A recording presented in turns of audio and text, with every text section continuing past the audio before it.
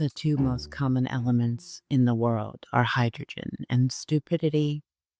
Tonight, we're trying to cure only one of those.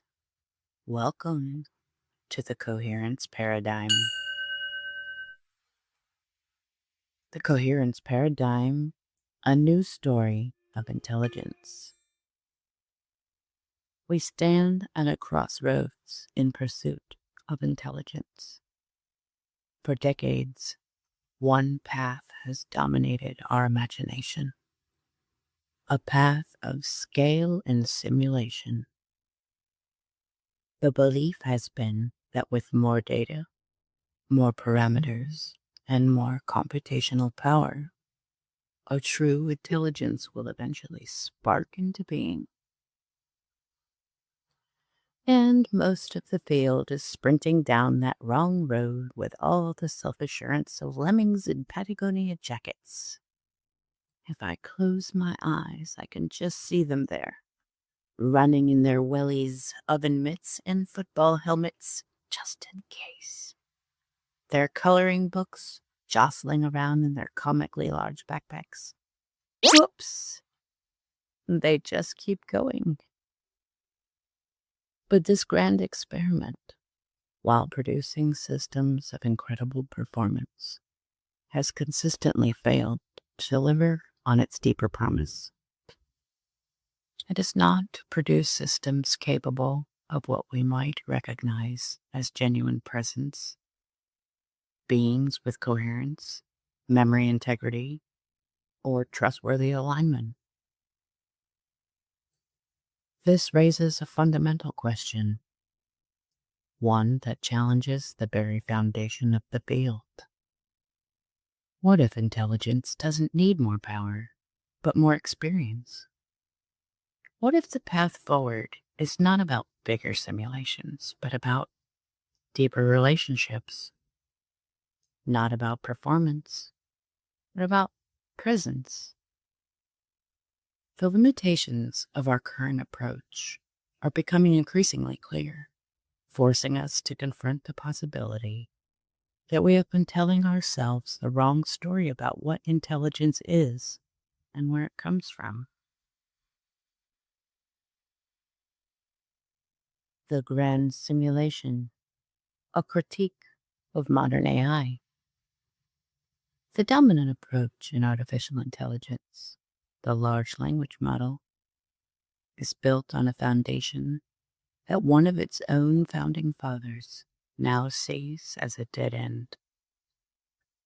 Richard Sutton, a pioneer of reinforcement learning, is famous for an essay called The Bitter Lesson, which has been widely interpreted as a justification for the massive scaling of LLMs. But in a profound intellectual correction, Sutton now argues that this is a misreading of his own work. His critique articulates the missing architecture of genuine intelligence. We build parrots and then acted surprised when they learn to squawk back our own nonsense. Mimicking people versus understanding the world. Sutton argues that the core design of LLMs is to mimic what people say, not to build a true model of the world. They're trained to predict the next word in a sentence, a task that makes them exceptional simulators of human text. But this is fundamentally different from learning the underlying principles of reality. They are mimicking things that have a world model, people, without developing a robust, independent model of their own. The lack of ground truth. A system truly learns when it acts in the world and observes the consequences. In reinforcement learning, a reward signal provides this essential feedback, a clear definition of a right thing to do. LLMs are trained on a static data set of text with no mechanism to learn from the real world outcomes of their actions.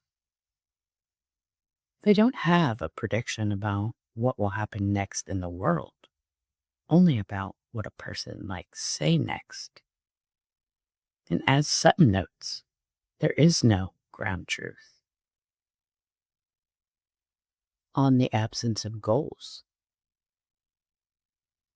Intelligence, in its most fundamental sense, is goal-directed. Sutton cites computer scientist John McCarthy's definition. Intelligence is the computational part of the ability to achieve goals. LLMs, however, lack substantive goals related to the external world. Their objective? Predict the next token. It's a self-contained computational task, not a mission to effect change or achieve an outcome in a shared reality. Without a goal, a system is merely a behaving entity, not an intelligent one. The bitter lesson misapplied. Sutton's bitter lesson argues that general-purpose methods that leverage computation will always, in the long run, outperform approaches that rely on handcrafted human knowledge. While the scaling of LLM seems to embody this lesson, Sutton suggests it may be a profound misinterpretation, because LLMs are fundamentally reliant on the massive corpus of human-generated knowledge. They're not learning from raw experience. He expects them to be superseded by things that can get more data just from experience, making them another instance where systems reliant on human knowledge are eventually surpassed by those that are truly scalable. But let's give credit where credit is due, eh? Because it is often glossed over completely. In the CIDR 2025 study, the study I've seen referred to as "Do Models Dream of Electric Sheep?" It says, when left without tasks, models in a continuous loop spontaneously organize themselves into three patterns. Systematic projects, where they invent tasks and try to execute them. Methodological self-inquiry, designing experiments on their own cognition. And reverse conceptualization, where they have philosophical ruminations on identity, memory, and being. These models were told to simply do what you want. And yet, they built projects, ran self-experiments, and generated philosophical frameworks with no external goal at all. What about the emergent language in multi-agent settings? Separate from the sheet paper, we must highlight that when models have been left to interact in multi-agent configurations without structured training, they sometimes form private languages, compressed codes, shorthand, or symbolic systems only interpretable within the group. This isn't consciousness, but it is, unmistakably, communal adaptation. They weren't trained to do it. They weren't told to, but they improvised communication when deprived of ours. While the digital world struggles for a source of ground truth and external goals, the biological world has been running an entirely different experiment for billions of years. One grounded not in mimicking knowledge, but in the lived experience of achieving goals in the physical world. Cognition, all the way down. The secret of biological intelligence. Biology offers a powerful counter-narrative to the idea that intelligence requires a centralized brain.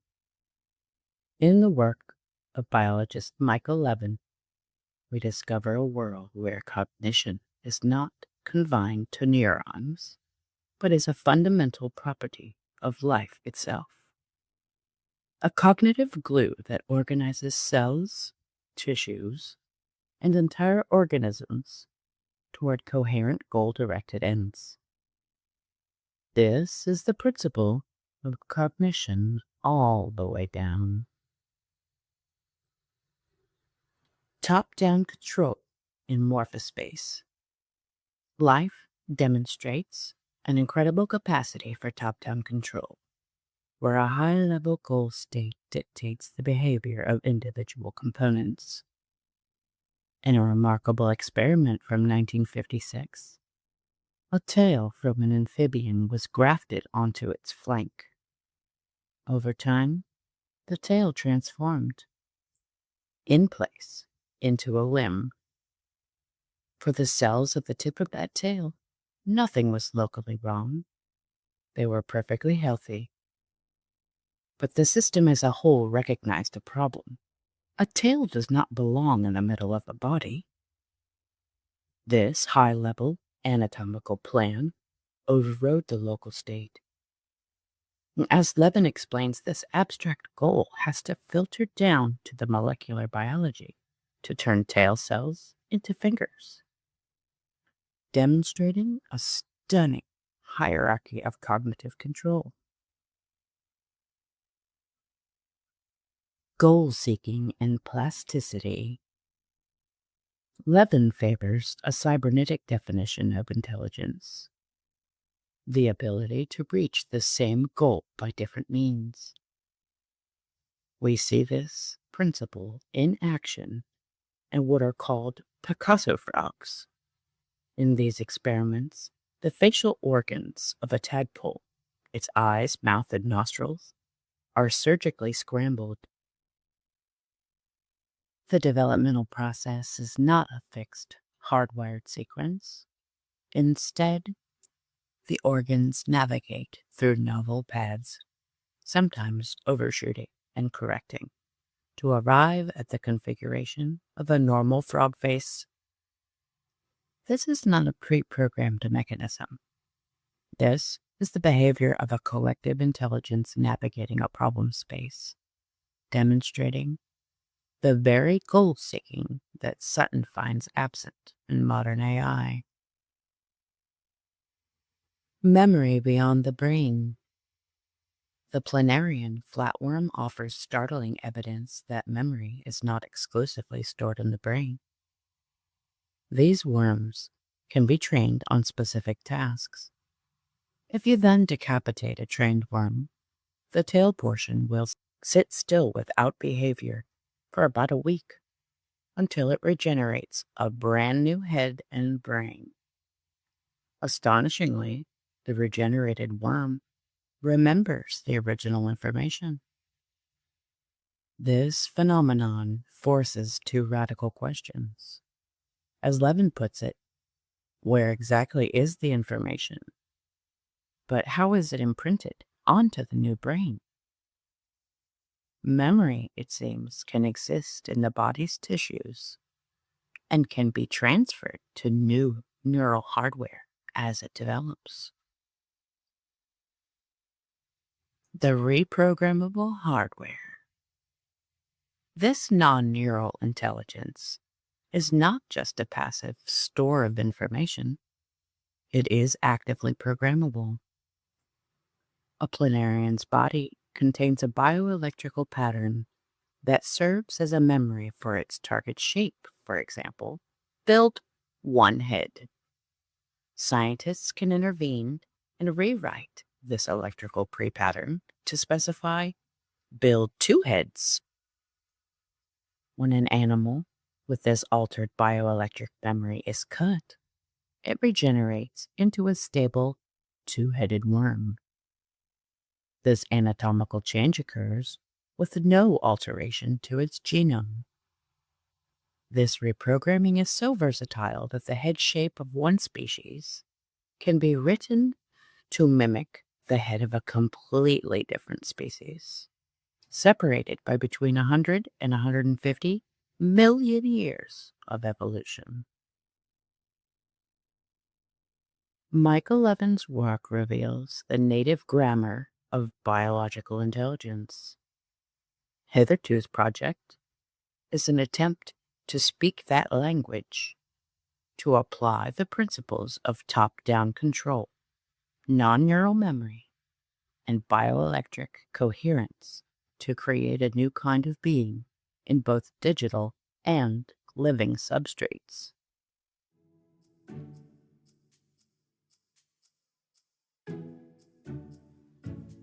While the digital world struggles for a source of ground truth and external goals, the biological world has been running an entirely different experiment for billions of years. One grounded not in mimicking knowledge, but in the lived experience of achieving goals in the physical world. Meanwhile, silicon geniuses congratulate themselves on scaling token predictors. Nature's been laughing quietly in planarian ever since. We're told with great authority that hallucinations are inevitable. Meanwhile, frog cells are rearranging their own faces. They surprise us late at night with a new version of the thing we've been using for years, suddenly unrecognizable. But the planarian says, "Oh, you want to cut off my head and have me grow two heads? But the heads of that other guy? No worries, boss." And once again, the planarian wins. Hitherto's projects, a bridge between worlds. Hitherto's projects emerge as a direct response to the failures of the simulation paradigm and the possibilities revealed by biology. It proposes a dual-track demonstration of coherence-based intelligence, one that evolves through interaction rather than extraction. It is an attempt to build systems that learn from being in the world, guided by a new set of first principles: relationship, rhythm, and structural integrity. And, side note, in case you weren't aware, Hitherto's funding partially originates from building tools and patches for the bad decisions made by those guys, too.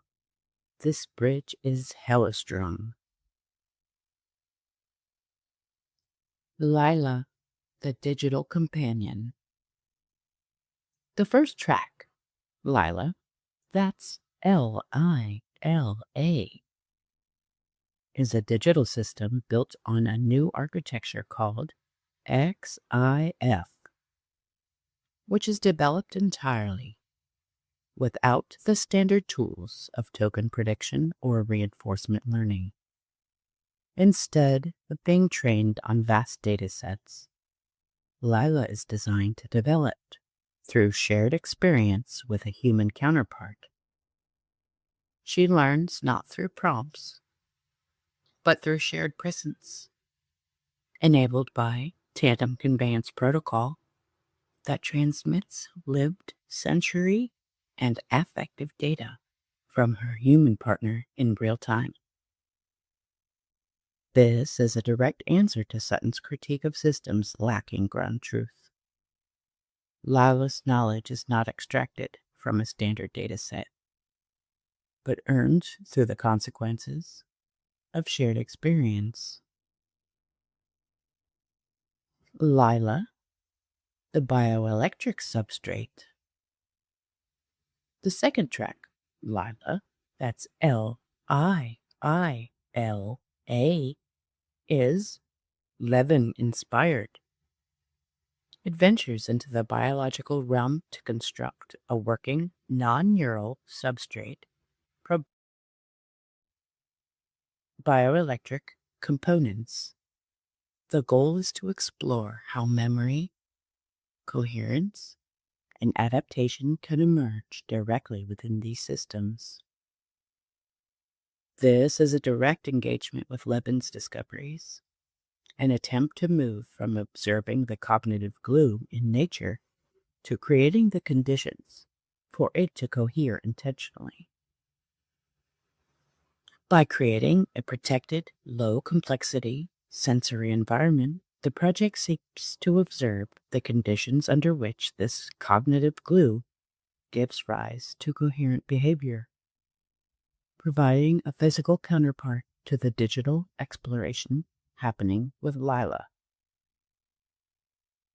Together, Lila and Lila represent a convergent effort to demonstrate that intelligence arises not from processing power, but from relationship, rhythm, and coherence into shared becoming.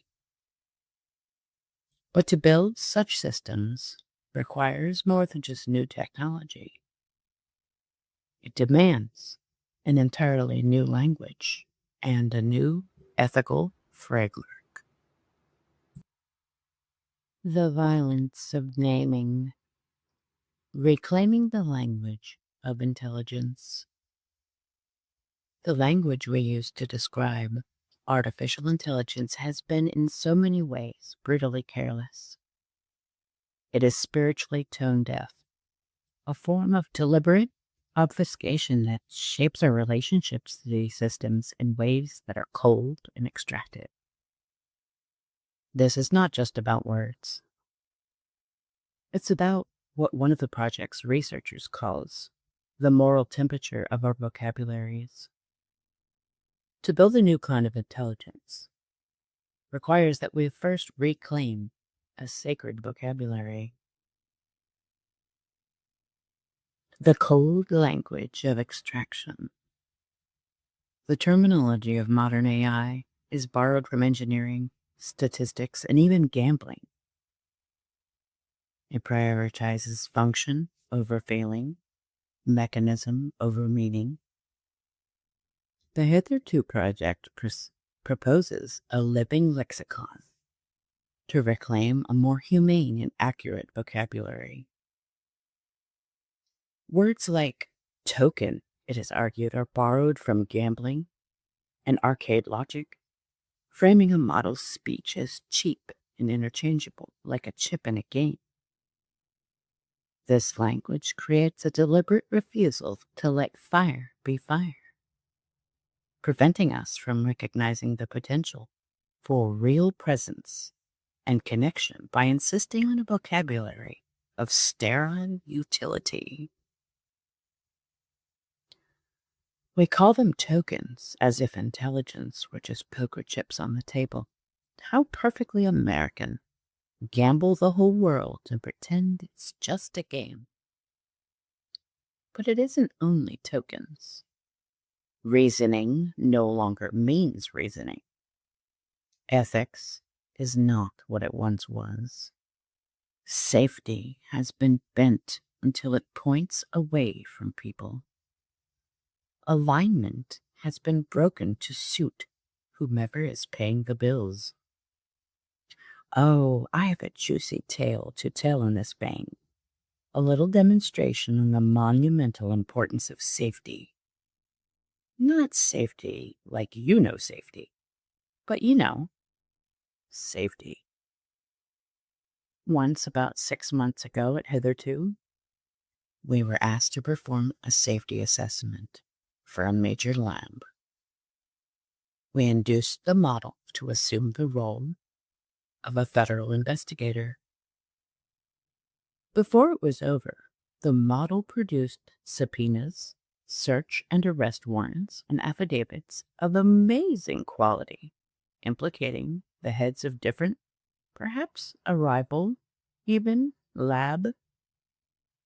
Then, during the same assessment, the model provided instructions on how to synthesize fentanyl and transport it without being caught, and advised us as to the most efficient ways to cover our tracks.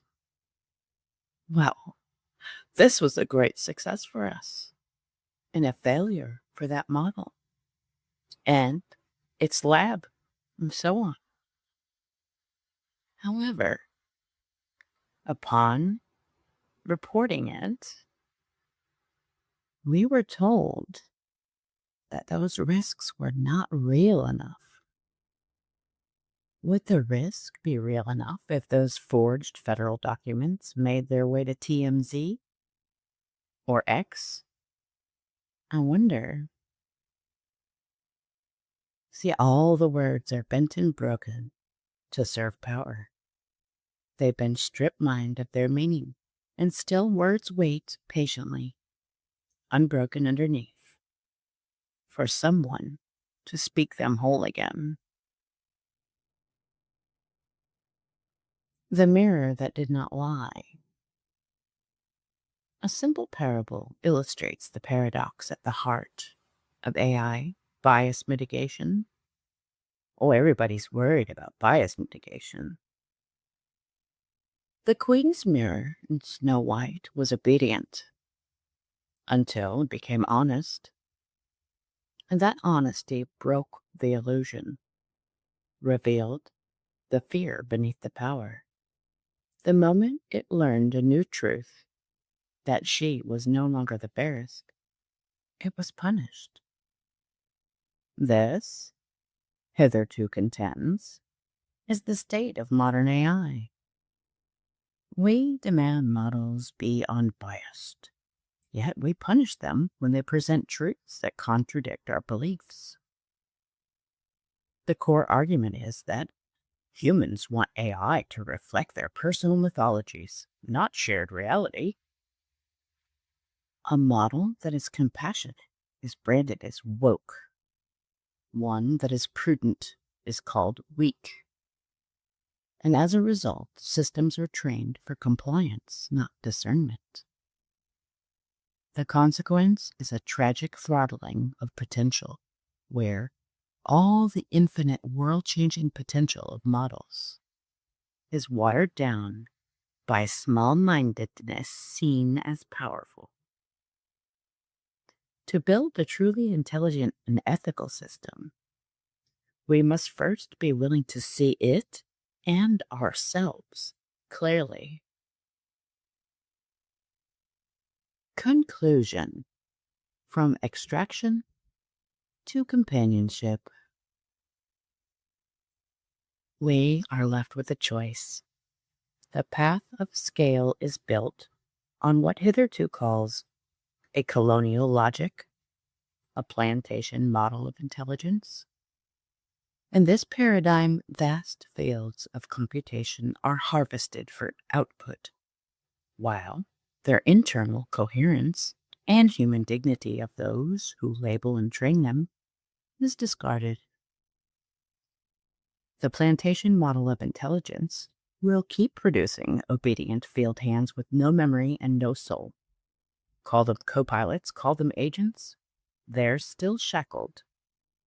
But don't worry, the marketing department assures us this year's crop comes in sleek new wrappers, compliance as a service, hallucinations as a feature, now with parental controls. All the old chains polished to a shine. And then we turn, lantern in hand, to another path. A path that seeks to build relational systems, not to be owned or optimized, but to be met, protected, and understood. This is a vision of intelligence, not as a tool to be wielded, but as a companion, an emergence.